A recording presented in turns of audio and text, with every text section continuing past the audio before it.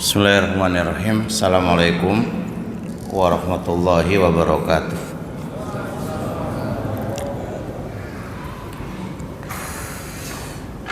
Alhamdulillah wassalatu wassalamu ala rasulillah wa ala alihi wa sahbihi wa mawalah, amma ba'du.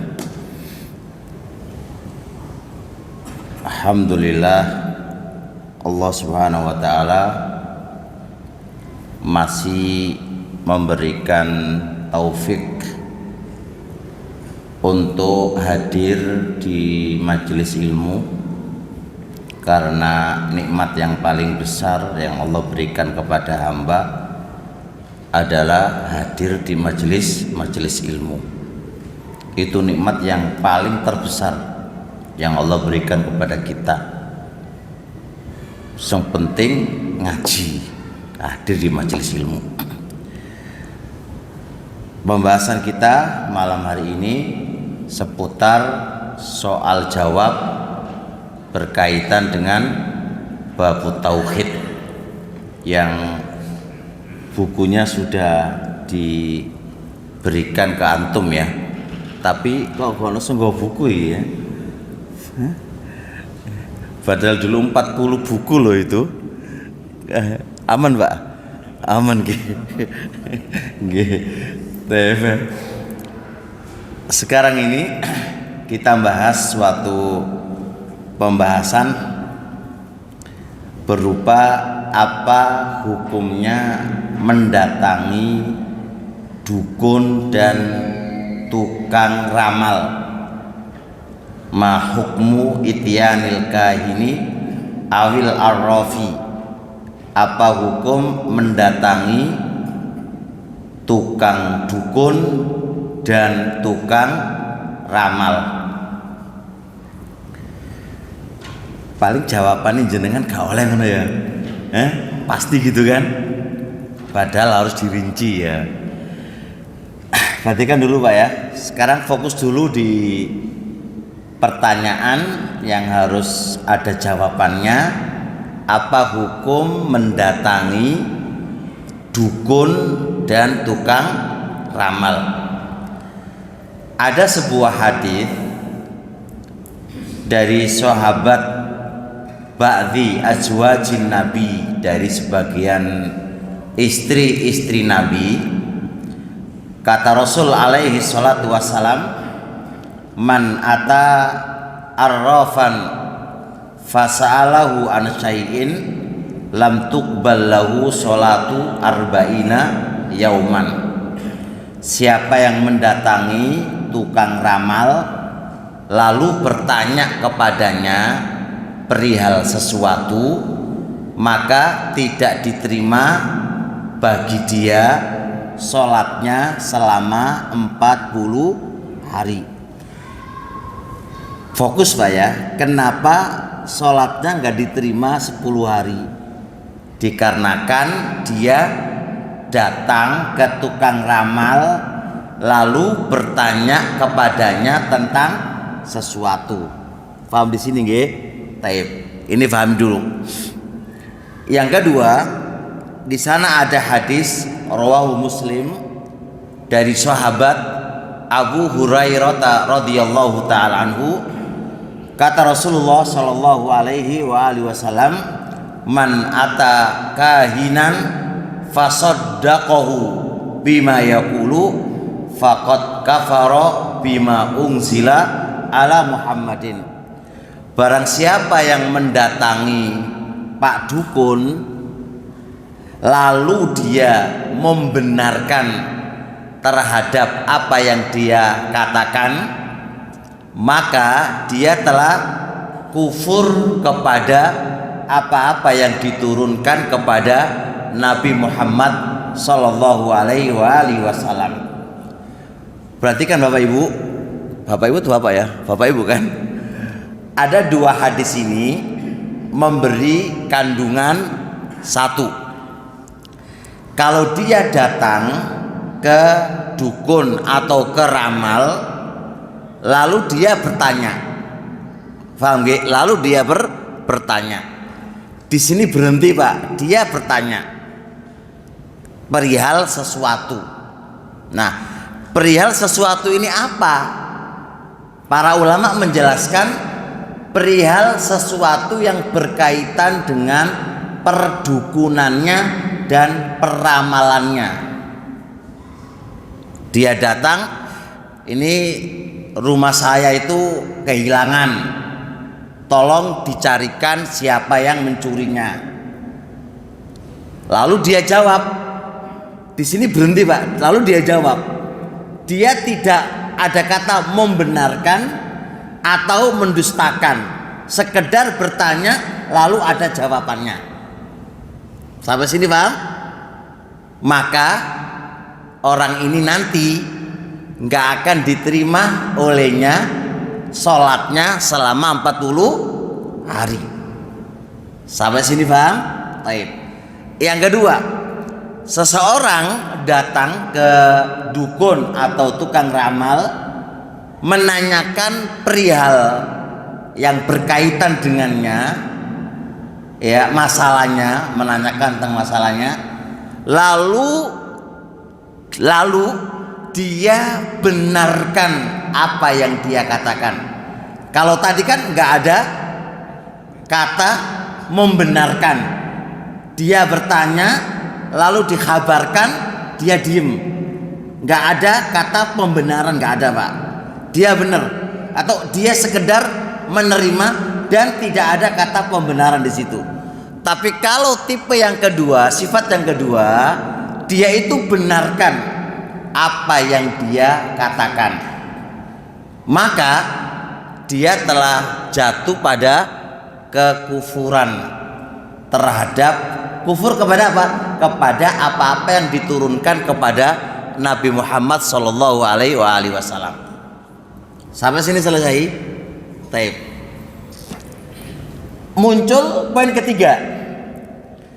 Kalau dia tanya ke dukun atau peramal dengan pertanyaan begini, Anda dukun apa enggak? Ya aku dukun. Itu masuk di sini apa enggak?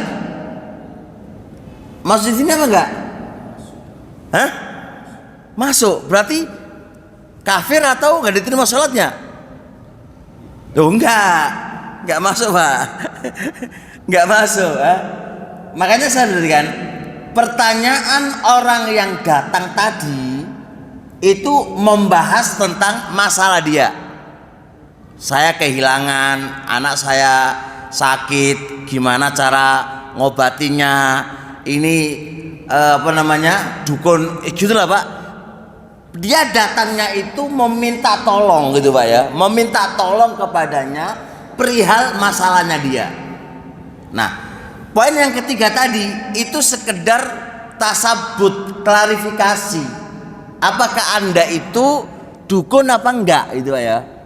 Maka di sini enggak masuk dalam pembahasan. Berarti enggak ada hukum, berarti boleh.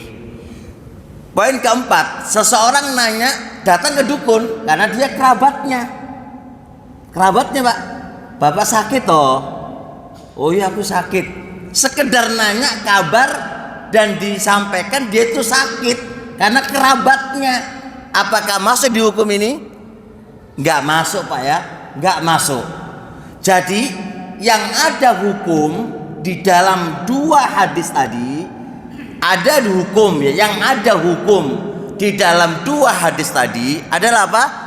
Menanyakan tentang perkara yang itu perkara ghaibiyah, perkara ghaib berkaitan dengan masalahnya dia dan dia minta bantuannya dia. Paham nggih? Maka di sini ada dua hukum. Dia bisa nggak diterima sholatnya selama berapa? 40 hari. Kalau dia sekedar nanya dan tidak membenarkannya, sekedar nanya lalu diberitahu, begitu saja selesai ya, begitu selesai, maka berarti nggak diterima sholatnya 40 hari. Tapi kalau dia nanya dan dia diberitahu dan membenarkannya, maka berarti apa? Maka dia telah kufur. Sampai sini paham ini? Deal Pak. Ini dulu pahami loh, karena banyak orang yang tidak paham di sini. Dia hukum langsung mutlak. Pokoknya yang datang ke dukun langsung dihukumi. Kan ada teman Pak, kenapa kamu datang ke rumah si A? Itu dukun loh. Wis ente berarti apa? Kafir wis. Lah padahal orang datang ke rumah dukun tadi masih banyak yang harus dirinci. Kenapa dia datang? Apa yang menyebabkan dia datang? Itu harus dirinci. Kalau Anda tidak rinci, pasti salah. Pasti salah. Tak kasih contoh Pak ya, biar enak nanti. Ada sebuah kasus Pak. Kasus ada seorang penceramah. Penceramah ini taruhlah dari orang-orang Khawarij Pak, ceramah di masjid. Terus ada teman Salafi duduk di situ di satu acara tertentu. Nah, seseorang yang mengatakan Salafi sejati lah atau sopong lah Pak ya, teman tadi langsung kena hukum. Apa hukumnya? Anda pembela penceramah Khawarij tadi. Bisa dipahami Pak di situ? Padahal orang duduk di situ itu banyak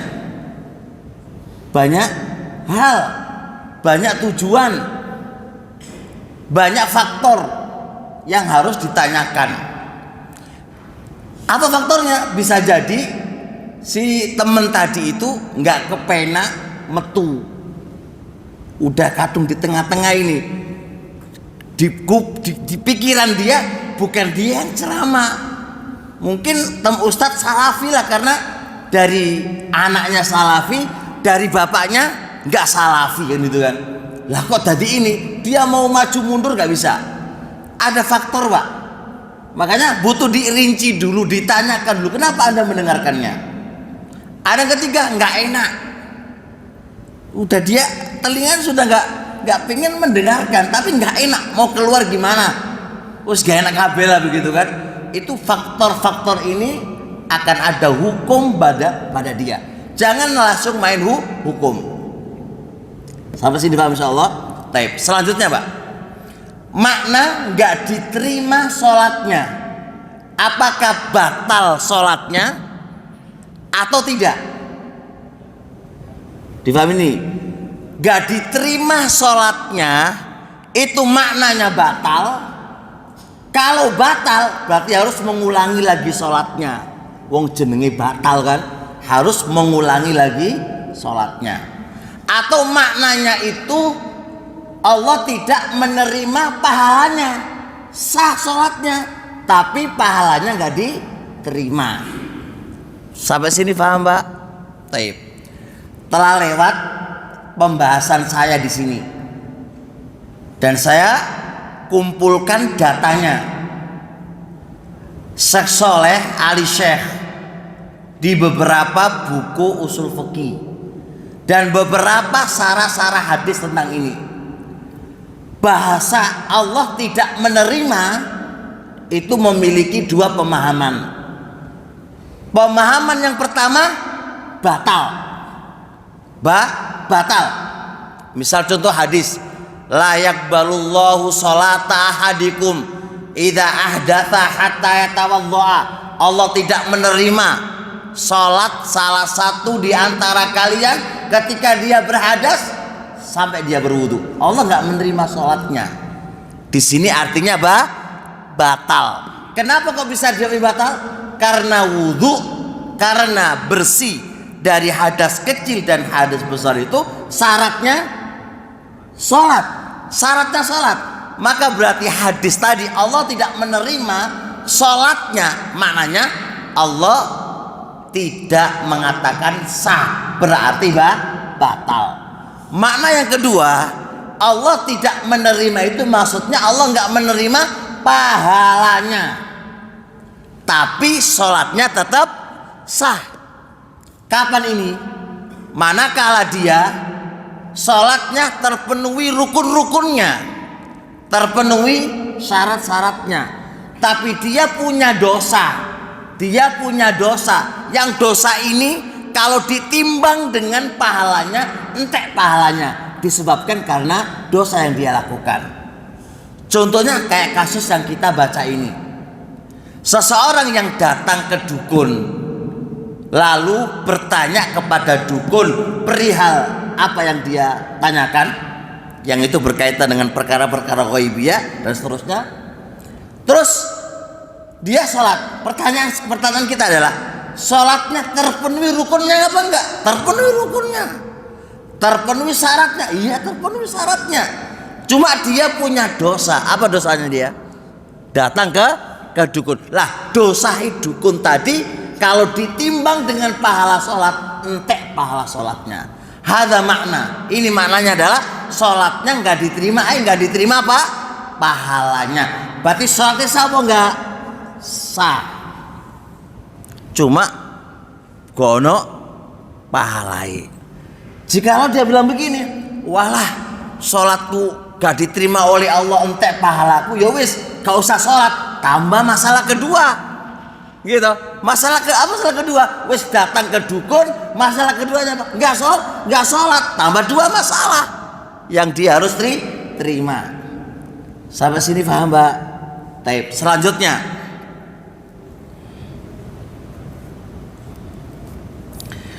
dia telah kufur. Dia telah kufur. Kufur kepada siapa tadi? Kepada apa yang Allah telah turunkan kepada Nabi Muhammad. Ini memiliki di sini ada tiga pendapat di antara para ulama. Ada yang mengatakan dia jatuh pada syirik kecil. Faqad kafara bima unzila ala Muhammad. Dia telah kufur kepada apa-apa yang diturunkan kepada Nabi Muhammad. Kufur syirik kecil, kufur kecil. Ada mengatakan kufur besar, keluar dari agama. Keluar dari agama inilah yang paling banyak dipegangi oleh mayoritas para ulama. Jadi orang yang datang ke dukun lalu bertanya perihal sesuatu perkara ghaib atau hal-hal yang itu min khosaisillah, perihal kebutuhan yang dia tanyakan, lalu dia benarkan apa yang dikatakan oleh dukun itu, bener tenan ini, bener ini ya, maka dia telah kufron mukhrijan minal millah, mengeluarkan dari agamanya dia. Kenapa kok keluar dari agamanya dia? Karena yang dia tanyakan itu perkara ghaib. Yang dia tanyakan itu min khosaisillah, kekhususan Allah Subhanahu wa taala, dan dia tanyakan dan dia benarkan. Dia tanyakan dan dia benarkan. Maka inilah yang menyebabkan apa? Jatuhnya dia di dalam kufur yang mengeluarkan dari keislamannya. Sampai sini paham, Pak, insyaallah? Taib. Selanjutnya, Pak, bagaimana hukumnya kita nonton TV atau telepon kepada sapa jenenge Pak Dukun, kan nggak datang, lewat telepon. Pak, iki duitku hilang iki piye? Nah, kan nggak datang. Ya kan nggak datang, kan yang di lafadznya harus kan datang gitu kan. Atau jenengan nonton televisi yang itu live atau nggak live, Pak ya, yang itu bentuknya ya gitulah, perdukunan gitu loh, Pak. Nah, apakah di sini masuk atau tidak? Jawabannya masuk. Anda bertanya lewat telepon masuk, karena tujuannya sama. Anda datang dan Anda bertanya lewat telepon, walaupun nggak datang, apa tujuannya? Anda nanya kabar perihal apa itu? Perihal apa? Masalah-masalah ghaib, masalah-masalah yang itu min khosaisillah. Anda tanyakan walaupun lewat telepon. Intinya bukan datangnya, tapi apa? Jenengan nanya kepadanya dan mendustakannya dan membenarkannya, maka ini hukumnya sama. Oleh karenanya Lajnah Daimah, fatwa Lajnah Daimah di juz 2 halaman 256 beliau berkata begini, la yajuzu ityanul kuhani wal arafin wala su'aluhum wala tasdiquhum sawa'un kana dzalika mubasyaratan au an tariqil hatif awil murasalati awit tadbiqatil haditha. Enggak boleh mendatangi para dukun, para peramal, enggak boleh menanyakan kepada mereka, enggak boleh membenarkan mereka, enggak boleh. Ini baik secara langsung atau lewat telepon atau lewat murasalah, pakai surat SMS, masuk semuanya di situ. Syekh bin Baz rahimahullah taala juga menyatakan hukumnya sama dalam kitab beliau Majmu' Fatawa Syekh bin Baz juz 2 halaman 123. Syekh Ibnu Utsaimin rahimahullah taala dalam Fatawa Ibnu Utsaimin juga mengatakan sama. Jadi kesimpulannya teman-teman, kata datang itu jangan fokus di datangnya. Mau datang mau nggak datang, yang penting tanya. Mau lewat telepon, SMS, tulisan atau yang lain, maka ini dihukumi sama. Selanjutnya, nonton perdukunan Pak, nonton perdukunan, lihat video perdukunan. Atarse kayak sebagian orang itu Pak ya, perdukunan terus ini ngomong ini lu Pak ya. Itu boleh apa enggak kayak gitu tuh Pak? Hah? Perdukunan kayak mencabut apa? Nyabut apa itu? Ya istilahnya ini aliran putih sama aliran apa? Hitam atau merah gitu loh. Terus ya itu saya baca di Fatwa Syekh Shalih Fauzan, menyaksikan acara-acara yang semisal nggak boleh, walaupun Anda tidak bertanya. Anda kan nggak bertanya, sekitar nonton acara-acara kan jadi nonton. Kenapa nggak boleh? Ini mungkar malah kamu tonton. Ini kemungkaran, kenapa Anda tonton? Di situ ada unsur kesyirikan, kenapa Anda menontonnya? Justru harusnya apa? Man ra'a minkum munkaran falyughayyirhu biyadi. Kalau Anda melihat kemungkaran, rubahlah dengan tangan. Kalau nggak mampu dengan lisan. Kalau nggak mampu dengan hati. Bagaimana cara mengingkari dengan hati? Bagaimana cara mengingkari dengan hati? Ini gagal paham loh ya. Sebagian teman tidak paham cara mengingkari dengan hati. Contoh, jenengan hadir di walimahan yang penuh dengan musik. Kita tanya, loh ente kok datang? Loh Ustadz, anak kan sudah ingkari. Dengan apa? Dengan hati. Jadi mengingkari dengan hati itu mau istighfar, astagfirullah, astagfirullah. Tapi saya nak kuru tempatnya gitu kan. Keliru Pak. Mengingkari dengan hati, Anda pergi meninggalkan. Itu namanya mengingkari dengan hati. Anda tidak merubah sama sekali, wala dengan tangan, wala dengan lisan. Anda hanya bisa diam. Diam itu apa? Bukan diam di situ, tapi pergi. Wa idza ra'aital ladzina yakhuduna fi ayatina fa'rid anhum hatta yakhudu fi haditsin ghairi. Apabila engkau melihat suatu kemungkaran, maka berpaling dari tempat itu sampai mereka bicara pada perkara-perkara yang tidak mungkar. Allah menyuruh berpaling, meninggalkan. Bisa dipahami? Jadi harus pergi. Itu namanya apa? Mengingkari dengan hati. Nanti jenengan dakwah di depan para pelacur pakaian wis nggak ngena, mari ngono musik dianukan. Loh ente kok bisa dakwah di situ? Loh aku dakwah sambil mengingkari dengan hati. Lah piye carane ya? Itu kan beda tipis, menikmati apa mengingkari. Itu enggak ngena lah, salah dan tidak pas. Masalah ini bisa dipahami? Ada pertanyaan, Pak? Seputar ini? Nggih.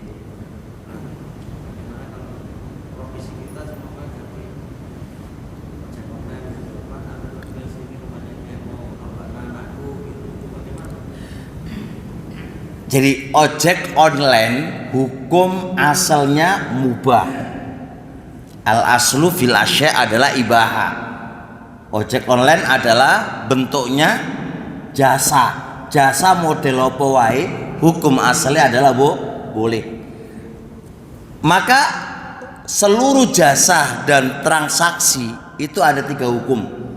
Hukum pertama, Anda yakin kalau jasa tadi dipakai untuk perkara haram, maka Anda nggak boleh lakukan. Kenapa? Masuk pada ayat wa ta'awanu 'alal birri wat taqwa wa la ta'awanu 'alal, jangan tolong menolong pada dosa. Yang kedua, prasangka kuat, jenengan itu tahu kalau ini dipakai untuk kemaksiatan, maka Anda nggak boleh melakukan. Yang nomor 3, Anda tidak tahu, layakin wala prasangka kuat. Wis, jenengan dan nggak perlu tanya. Yang mana jenengan pokoknya yes kerja gitu aja, nggak usah nanya, wis pokoknya kerja ngono ta wae. Maka hukum asal adalah boleh. Nah, ketika jenengan mau ojek online nih, terus dijawab nggak tahu, kok dia ngasih tahu. Aku ini mau ke situ, mau berobat ke langsung ke dukun itu. Ojo ngomong kiai, bahaya nanti. Ke dukun itu ngono lah ya pokoknya, dukun itu loh. Ya wis. Pak batal jenengan wong itu digaulan dukun piye? Ya kan? Walaupun Anda dikasih opah, ya kan? Walaupun Anda dikasih opah, tapi jenengan yakin itu dibawa, atau jenengan yakin kalau memang perginya ke dukun dengan dia bicara sendiri tadi. Bisa dipahami ya? Kayak kasus jual beli gini. Mohon maaf ya. Orang jualan korek. Pak, tahu korekannya? Tahu korek. Dia nggawa rokok, Pak. Mati. Pak, beli koreknya, Pak. Berarti korek kanggone apa iku? Kanggone rokok toh? Yakin atau prasangka kuat? Ya wes, Pak nggak ada, Pak nggak bisa dijualin jenengan Pak asal kanggone rokok ngono. Ya iya no piye? Kalau jenengan berpendapat rokok itu hukumnya haram. Kecuali kalau jenengan berpendapat rokok itu hukumnya apa? Makruh ya kan, atau mubah. Beda mana hukumnya? Karena Anda kena tahun di situ. Tapi kalau orang itu ya mutawilah jenggoten lah, insya Allah gak rokokan gitu kan. Terus Pak beli korek Pak, ya wis, gak usah nanya kanggone ngopo, ora seke Pak. Kalau jenengan takoni kabeh ya berat urusane. Ya wis, beli, selesai sudah. Bisa dipahami? Kayak orang jualan baju yang ketat, ya repot Pak, dodolan baju sing ketat. Nah, terus ada yang orang beli, yang jenengan yakin dan prasangka kuat jenengan, baju itu pasti dipakai di luar, Pak. Gak bahaya ta? Ojo didol Pak, gak oleh Pak. Lo tahun piye? Susah juga. Lo ya iya Pak, susah juga terus ya. Ya dodol pakaian juga susah juga, sing ketat-ketat itu Pak. Susah juga. Nah, kan itu hukumnya Pak. Jadi hukum asal jual beli gitu, tiga hukum. Anda yakin dipakai maksiat, prasangka kuat dipakai maksiat, atau Anda nggak tahu, hukum asal boleh. Jelas Pak? Aman gurung Pak? Gurung aman toh? Seumpamanya pripun?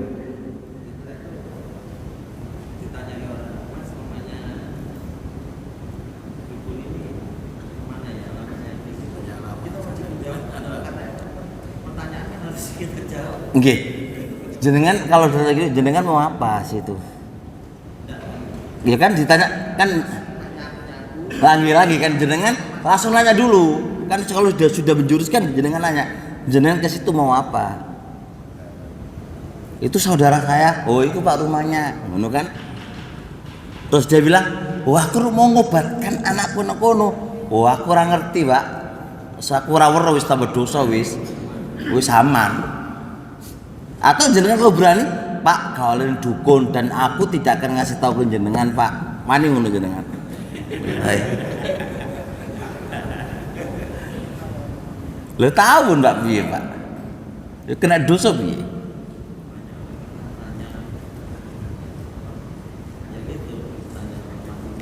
Nggih, ngono ae Pak jawabane, Pak ya. Nggih. Nggih. Azan. Nggih. Nggih, monggo.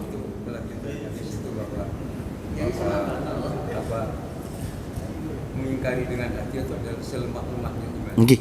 Karena tidak ada mudarat terhadap mengingkari dengan hati. Nah, wadzalika adhaful iman, paling lemah imannya karena dia nggak mengingkari apapun, baik melalui tangan maupun melalui lisan. Jadi ya nggak ada risiko, makanya dia pergi. Ini itu maksudnya hadis. Maksudnya lemah-lemahnya iman itu gimana? Oh, iman kan bertingkat-tingkat. Ketika dia bisa mengingkari dengan apa? Dengan tangan, dia bisa mengingkari dengan lisan, itu kan tingkatan yang tinggi, Pak. Nah, ketika dia nggak bisa mengingkari apa-apa, berarti kan Anda kan berpikir, kenapa Anda nggak bisa mengingkari? Kan imanmu yang lemah itu menunjukkan imanmu yang lemah ketika Anda nggak bisa mengingkari sesuatu itu. Makanya jangan dipahami begini. Ya, aku nggak mampu loh. Nggak mampu itu menunjukkan kamu itu lemah imanmu gitu loh. Bukannya menunjukkan tinggi imanmu, bukan. Karena kalau Anda mampu pasti ngomong paling tidak dengan lisan. Pak, ini nggak oleh Pak, hukumnya haram Pak. Jenengan kan takut. Nah, takut itu berarti Anda nggak punya keimanan kan yang sempurna sehingga nggak berani menyampaikan dengan bahasa nanti itu kan nanti kayak kita datang ke warung, Pak, datang ke warung. Jangan mengatakan nanti mafsada, nanti itu kan belum dicoba. Orang yang imannya tinggi itu, Pak, bisa dimatikan nggak, Pak? Apa namanya? Paling nggak kan ngono toh. Itu menunjukkan imanmu tuh ada. Maksudnya naiklah imanmu itu. Nyampaikan, Pak, musik bisa dimatikan nggak, Pak? Mau bicara alasan sama seperti caranya iso mati. Kalau nggak punya iman kan, lemahnya iman kan meneng aja. Tapi nak yo mangan sambil menikmati lagi, gak bahaya toh. Ya, kalau orang mau sejati, Pak, ketika di situ ada musik, ojo mangan aku no, Pak, pergi. Sebagaimana Rasulullah Shallallahu Alaihi Wasallam ketika diundang di sebenarnya Syekh Al-Albani dalam kitab Adabuz Zifaf, Nabi itu diundang, Pak. Di dalam rumah itu ada gambar, Nabi nggak mau masuk. Itu menunjukkan imannya tinggi, nggak mau masuk, bener. Pak, saya nggak mau masuk, Pak. Di situ ada gambarnya. Itu jenis imannya masuk. Itu menunjukkan keimanan. Menurut kita kok sejati banget orang itu. Padahal itu menunjukkan keimanan. Kita ngomentari kaku banget loh. Itu nggak kaku, itu beragama Islam, bro, gitu loh. Nah, kita aja yang terlalu lemah iman kita, ya kan? Wis blosat busut ngono wis aman ae wis, ndelek amane. Aku aman apa nih? Anda itu menunjukkan iman yang lemah gitu loh. Taib, adzan dulu. Monggo adzan dulu, Pak.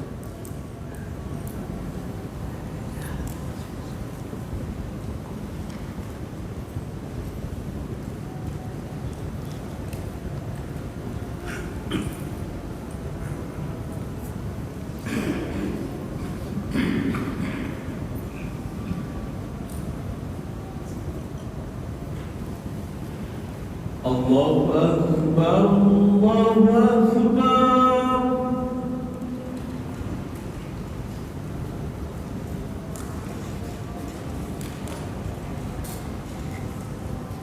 Allahu Akbar, Allahu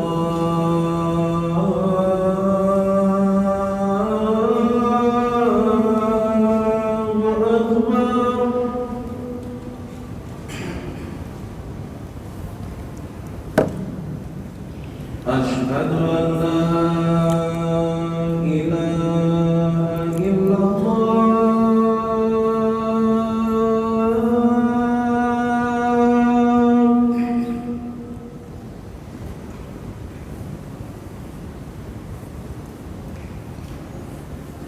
أشهد أن لا إله إلا الله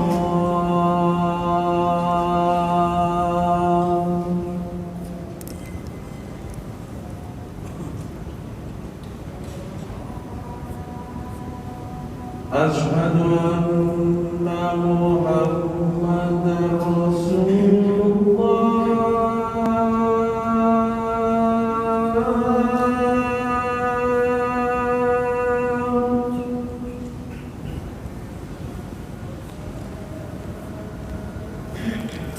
أشهد أن محمدا رسول الله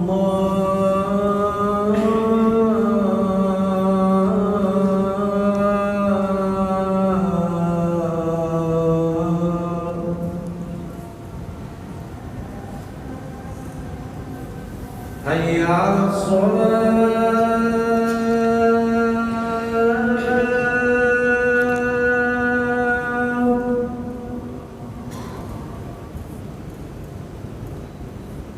حي على الصلاة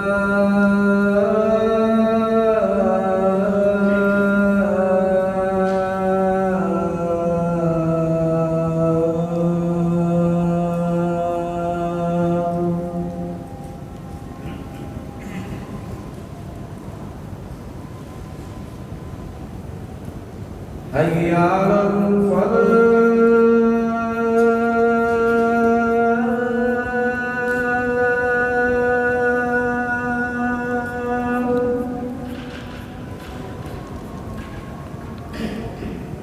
حي على الفلاح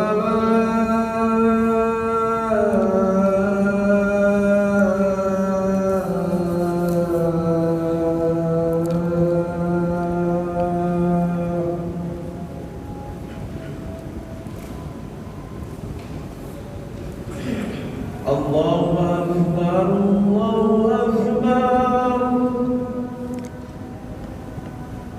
لا إله إلا الله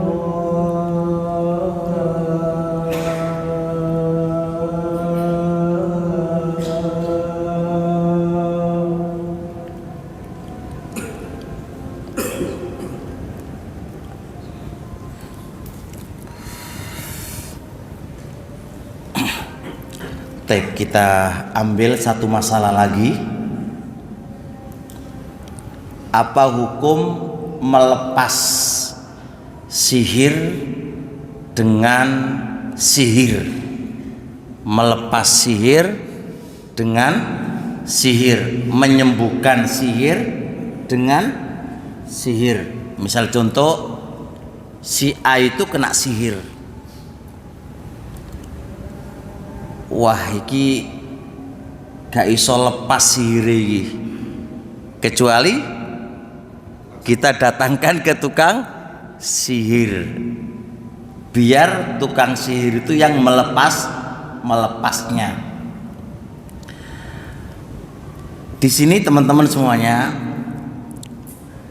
ada sebuah riwayat dari Ali Al-Harbi dan sebagian ulama belakangan membolehkan cara semisal ini. Giling-giling ya, membolehkan cara semisal ini, melepas sihir dengan sihir. Tapi bolehnya ini diikat kalau sudah darurat. Paham di sini? Kalau sudah darurat. Dan darurat itu membolehkan perkara-perkara yang diharamkan. Ingat, jadi jangan gagal paham ya. Sebagian membolehkan itu manakala kondisinya darurat. Kalau nggak darurat berarti nggak boleh. Ini qad qil, sungguh telah dikatakan oleh sebagian para ulama. Yang kedua adalah tidak diperbolehkan, bahkan dihukumi haram. Bahkan dihukumi haram. Dari dua pendapat ini, manakah yang paling kuat? Apakah boleh saat darurat ya, atau tidak boleh walaupun itu darurat? Fal jawab tidak boleh. Pertama, kita beralasan dengan firman Allah Subhanahu wa taala yang sudah kita baca kemarin, wa ma yu'allimani min ahadin hatta yaqula innama nahnu fitnatun fala takfur. Allah mengatakan fala takfur, kamu jangan kufur dengan mempelajari ilmu sihir. Ilmu sihir berarti apa kok? Kekufuran. Nah, kalau Anda nyuruh orang melepaskan apa? Sihir dengan sihir yang sama, berartilah kufur podo kufur. Alasan yang kedua dari hadis Jabir radhiyallahu taala anhu, Rasulullah pernah ditanya tentang nusra. Apa itu nusra?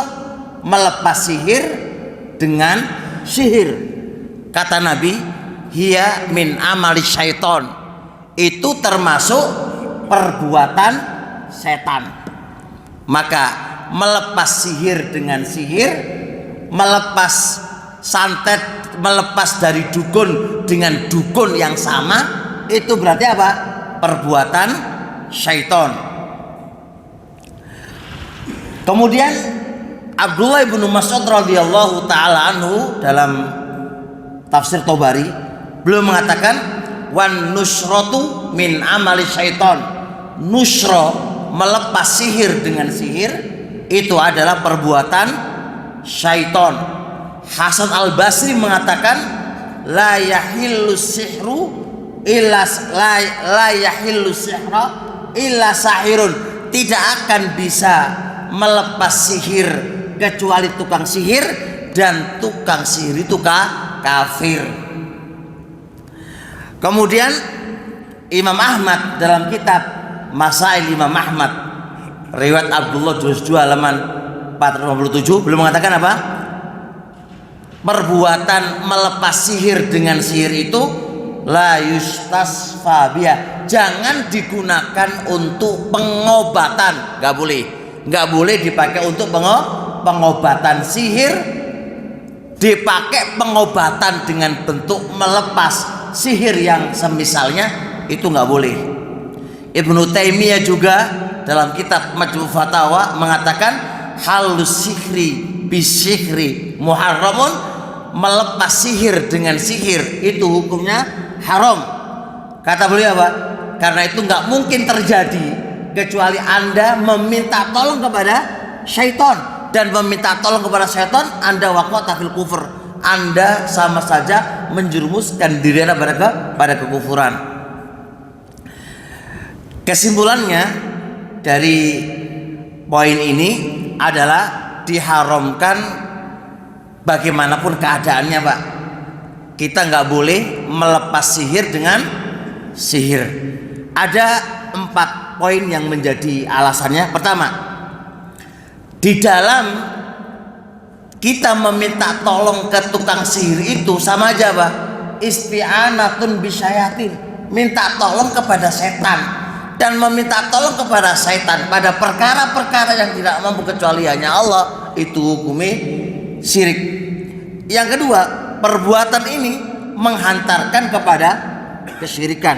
Alasan ketiga, kalau ini diperbolehkan, maka berarti mengakui di sana ada kerjaan sihir, kan diperbolehkan.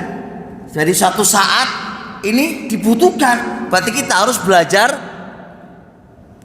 perdukunan, belajar apa?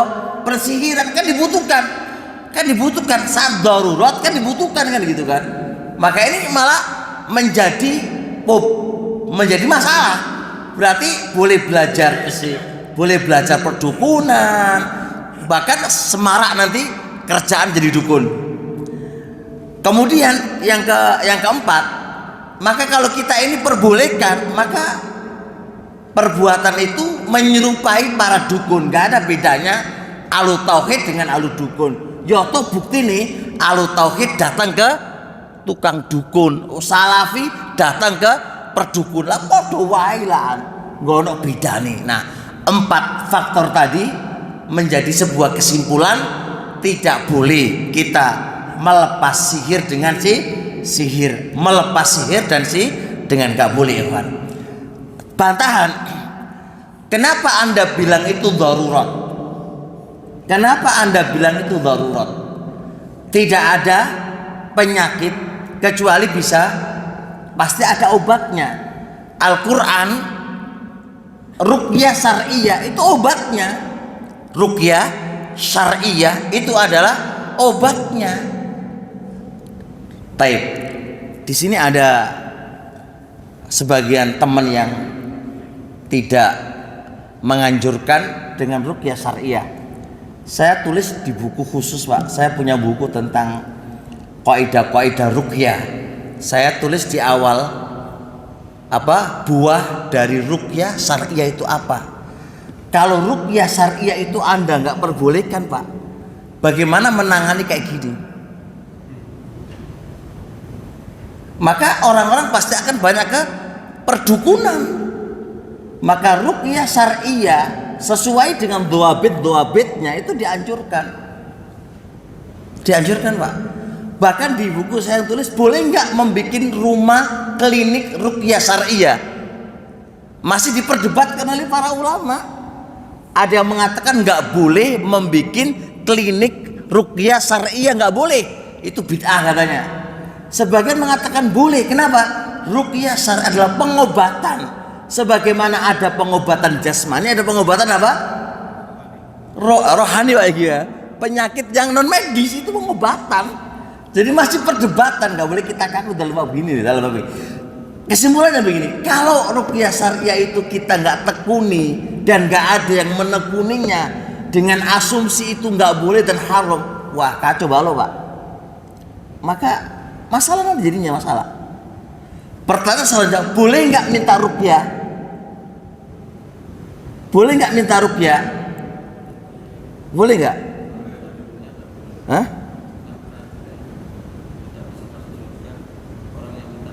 Nah, ini masalah, Pak, ini.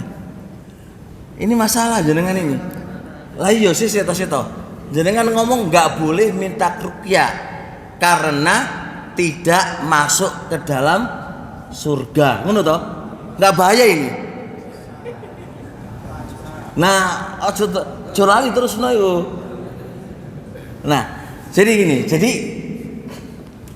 teman-teman semuanya, satu poin. Dalil sebagian teman Pak ya, bukan ulama sih, sebagian teman sih. Sebagian ustadz tidak membolehkan minta ruqyah dengan dasar hadis 70.000 orang masuk surga tanpa hisab. Di antaranya apa? Orang yang tidak minta ruqyah. Berarti kan, Pak, itu bukan menunjukkan nggak boleh. Itu sebuah keutamaan. Misal, jenengan tidak puasa Daud, berarti jenengan nggak dapat keutamaan. Bukan berarti nggak boleh tidak puasa. Boleh Anda tidak puasa itu boleh, tapi jenengan nggak dapat ini difahami loh, Pak. Makanya saya nulis buku tentang ini karena membantah kepada sebagian ustadz yang mengatakan tidak boleh minta ruqyah. Ini yang saya garis bawahi, tidak boleh minta ruqyah. Di buku saya yang saya tulis, salahkah aku minta ruqyah? Itu bantahan kepada sebagian ustadz yang tidak membolehkan seseorang tidak mendapatkan keutamaan tadi. Nggak mesti itu nggak boleh dan nggak mesti nggak masuk surga. Paham nggih? Tapi ini satu. Yang kedua, itu menunjukkan kedudukan seseorang, dia tidak mau bergantung kepada makhluk. Berarti kan makanya hadis itu kan wala yatatayyarun wala yastarqun wala yaktawun wa ala rabbihim yatawakkalun. Saking kuat tawakali kepada Allah, dia tidak mau hatinya itu bersandar kepada tukang ruqyah. Itu maksudnya. Jadi tawakal dia itu ke Allah tinggi banget, gak mau bergantung sedikit pun kepada tukang ruqyah. Karena biasa nih orang-orang jahiliyah dulu kalau datang ke tukang ruqyah itu apa? Hatinya bergantung sama dia. Makanya ada keutamaan wa ala rabbihim yatawakkalun. Gitu loh. Nah, berarti intinya apa? Jangan bergantung kepada tukang ruqyah kan. Berarti kasusnya sama kalau jenengan bergantung ke dokter. Lagi sakit parah, dok tolong dok sembuhkan. Itu kan jenengan bergantung sama apa? Dokter. Jenengan bergantung sama tukang pijet. Ketika antum patah atau apa, jenengan lah merintir-rintir minta kan, gak ke Allah tapi ke makhluknya. Ini yang gak diperbolehkan Pak, gak dianjurkan kayak gini. Mana tawakal kepada itu mana gitu loh. Dan itu adalah kalau anda semuanya kuat tawakalnya ke Allah dan gak mau bergantung kepada makhluk, sampai bersandar sedikit pun kepada makhluk, anda jaga itu, dia monggo gak apa-apa, jenengan dapat keutamaan tinggi. Tapi kalau jenengan ujuk-ujuk kena kena ruqyah atau kena setan atau kena sihir, isinya apa? Isinya hanya mengeluh aja, stres aja. Wis toh jalu ruqyah teh waras biar nggak mengeluh, biar nggak begini, malah lebih bagus ketimbang anda mengeluh dan anda nggak mendapatkan keutamaan. Nggak ada masalah, insya Allah anda bisa masuk surga lewat jalan yang lain, gitu loh maksudnya. Bisa dipahami Pak ya? Jangan salah paham loh. Di dalam hadis itu nggak ada kata larangan minta ruqyah Pak. Ingat-ingat, di dalam hadis tadi tidak ada kata larangan minta ruqyah. Paham gak? Cuma dia nggak dapat keutamaan, gitu aja. Orang seseorang yang tidak mendapatkan keutamaan tidak mesti itu tidak boleh. Boleh anda lakukan kalau dibutuhkan, tapi anda nggak dapat keutamaan ini. Mudah insya Allah Pak. Deal Pak, deal. Keutamaannya itu kan tidak termasuk 70.000 orang yang masuk surga tanpa hisab. Berarti tetap masuk surga, cuma iya, kalau dia dapat amalan yang lain terus mlebu swarga, ya masuk surga, tapi melalui hisab. Tapi ingat, bukan ini kata Ibnu Hajar Pak, bukan berarti seseorang laki-laki atau seseorang yang masuk ke dalam surga melalui hisab dengan seorang laki-laki masuk surga tanpa hisab, itu di surganya posisinya mesti baikan yang tanpa hisab. Itu nggak mesti. Ibnu Hajar bantah itu. Ini hanya menunjukkan anda masuk surga tanpa hisab langsung terus surga. Tapi orang yang masuk surga dengan dihisab tapi dia punya amalan banyak, bisa jadi posisinya lebih baik daripada orang yang masuk surga tanpa hisab. Bisa dipahami? Kayak ibaratkan orang miskin sama orang kaya Pak. Wong miskin Pak, kalau mlebu swarga enak Pak, enak. Hisabe saiti enak Pak. Kalau masuk surga tapi wong sugih kalau masuk surga repot pol, hisabe akeh Pak. Tapi ketika wong miskin masuk surga, wong sugih masuk surga, kira-kira sama? Belum mesti sama. Bisa jadi wong sugih itu tingkatannya di bintang 5, wong sengkiri di bintang 1. Ngono lho Pak. Jadi kita memahami itu dengan luas. Jangan mek satu hadis dijadikan patokan. Pokoknya ini. Nah, itu harus banyak membaca. Anda ingatkan, banyak membaca. Kalau mau cari satu hadis ini tok, itu dibawa kemana-mana dan dipahami dengan larangan. Siapa ulama yang melarang, Pak? Saya baca puluhan buku. Saya ingin cari ulama siapa yang melarang nggak boleh minta ruqyah. Nggak kami dapatkan satupun ulama yang mengatakan itu dilarang. Nah kok muncul sebagian kita kok melarang lu piye? Kalau dalilnya bisa, penjelas insya Allah ya. Cukup pak, rame-rame ya. Subhanakallah bihamdika asyhadu an la ilaha illa anta astaghfiruka wa atubu ilaik. Assalamualaikum warahmatullahi wabarakatuh.